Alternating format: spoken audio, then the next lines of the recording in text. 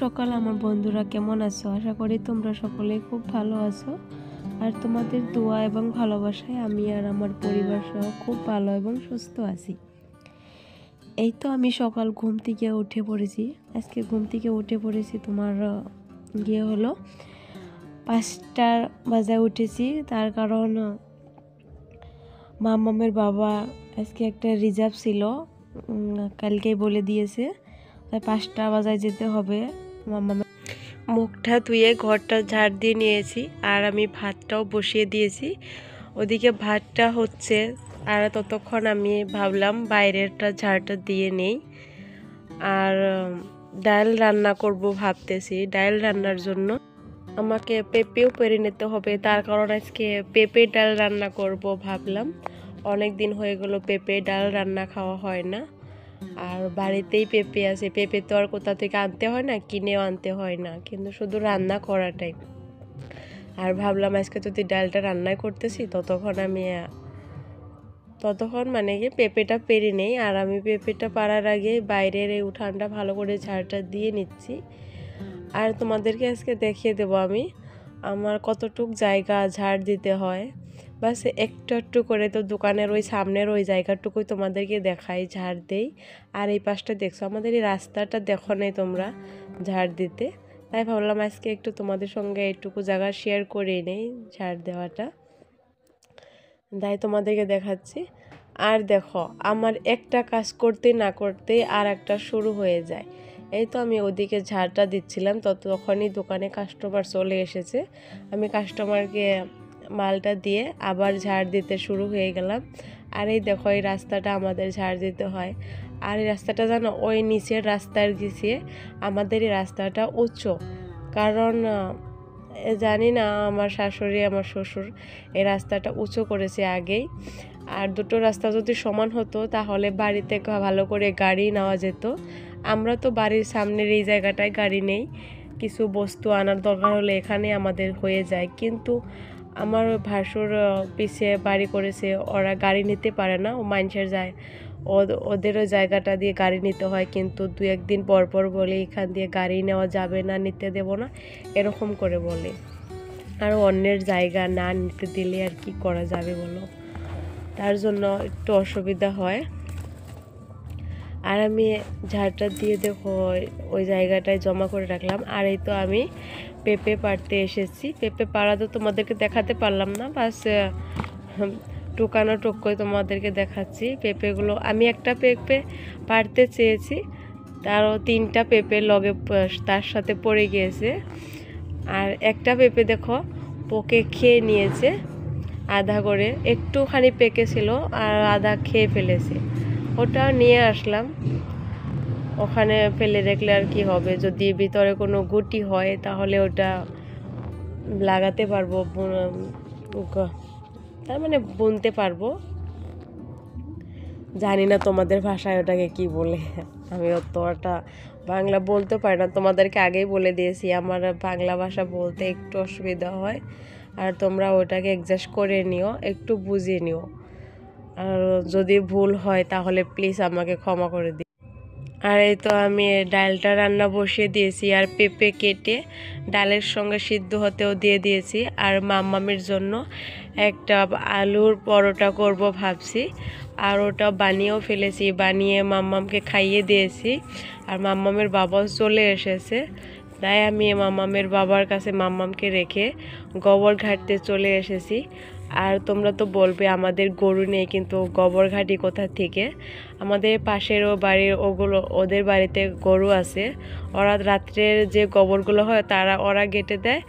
আর দিনের গাছের তলায় বাঁধা থাকে গরু, দিনে যা গোবর হয় ওগুলো আমি নিয়ে আসি, নিয়ে ঘেটে দেই, কারণ আমার তো খড়ির অভাব, তোমাদেরকে বলেই দিয়েছি আগে। আর যদি আমার এইগুলো থেকে একটু খড়ির অভাব দূর হয়, তার জন্য ভাবছি এত রোদ আছে, একটু কষ্ট করলেই যদি কটা খড়ি হয়, আর ওই টাকাটাও বেঁচে গেল, আমার গ্যাসটাও কম খরচ হলো, আর খড়িটাও কেনার দরকার হলো না। খড়ি কিনবো, বর্ষার দিনে খড়ি কিনবো, তখন তো আর এই গোবর ঘাটতে পারবো না। আর তোমরা তো দেখেইছিলে আমি কয়েকটা বাঁশের মুথা উঠিয়েছি, ওগুলো ফাটিয়ে নিয়ে নিয়েছি। আর এই গোবরগুলো ঘাটছি, আমার কিছুদিন চলে যাবে এইভাবে। আর এই তো দেখো একটু একটু কাজ করি আর আমার যেতে হয় দোকানে। একটু একটু কাজ করতেছিলাম, তখনই দোকানে চলে গিয়েছিলাম, আবার চলে আসলাম, একটু পেতে নেই। তাই বিছানাটা একটু ঠিক করে নিচ্ছিলাম। মাম্মামের বাবাও চলে গিয়েছে, ও ভাতটা খেয়ে চলে গিয়েছে।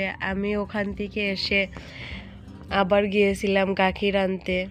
গাখীরটা এনে মাম্মামের বাবাকেও খেতে দিয়েছি, খেয়ে ও কাজে কাজে মানে গাড়ি নিয়ে চলে গিয়েছে।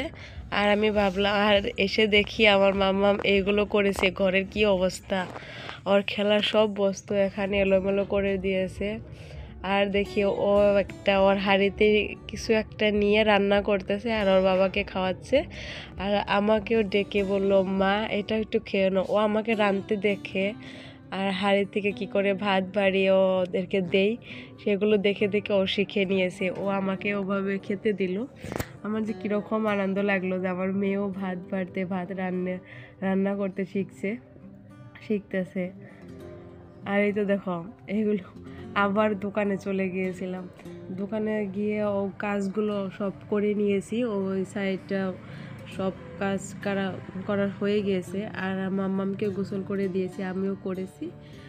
আর ভাবলাম এখন তো মাম্মামের ঠান্ডা লেগে যাবে, কারণ দুপুর পার হয়ে গিয়েছে। তাই ভাবলাম মাম্মামকে কাপড়গুলো পরিয়ে দিই এখন তাড়াতাড়ি, না হলে ওর ঠান্ডা লেগে যাবে, এমনি সর্দি লেগেছে। আর ও বলছিল কিছু খাবে, তাই দোকান থেকে ওকে একটা বেহাতির প্যাকেট এনে দিয়েছি, ওটা খাচ্ছে। আর ততক্ষণ আমি মাম্মামকে কাপড়ও পরিয়ে দিচ্ছিলাম। আর ও কাপড় পরাতে গেলে কীরকম যে করে তোমরা তো আগে থেকেই জানো। আর এই কাপড়টা পরতেই চায় না ও, জানি না কেন। একটা কাপড় পরাতে গেলে কত টানাটানি করতে হয়। আমারই হাসি, যখন আমি ভয়েস দিচ্ছিলাম তখনই আমার হাসি পাচ্ছিল ওর অবস্থাটা দেখে।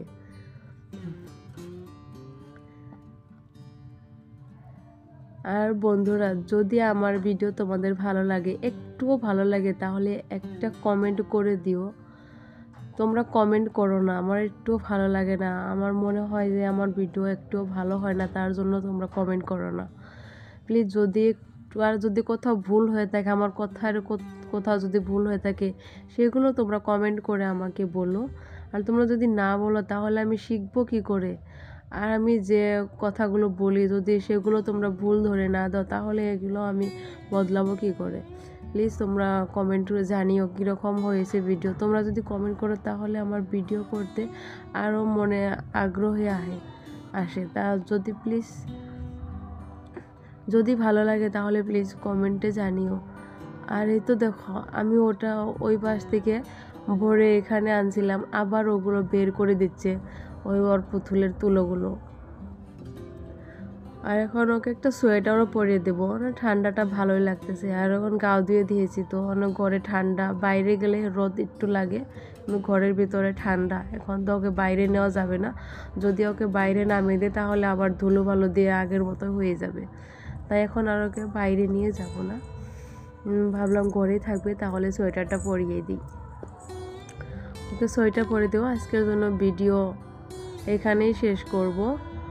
আর যদি ভিডিও ভালো লাগে তাহলে লাইক দিয়ে দিও, কমেন্টে জানিও কীরকম হয়েছে। আর প্লিজ বন্ধুরা সাবস্ক্রাইব করতে ভুলো না, সাবস্ক্রাইবটা করে নিও যাতে আমার পরবর্তী ভিডিও তোমরা দেখতে পারো, প্লিজ করে বলছি।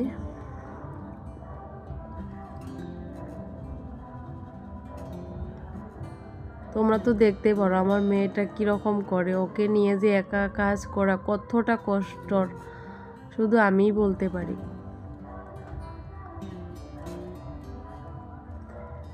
একটা করব আরও একটা ও বের করে ফেলবে।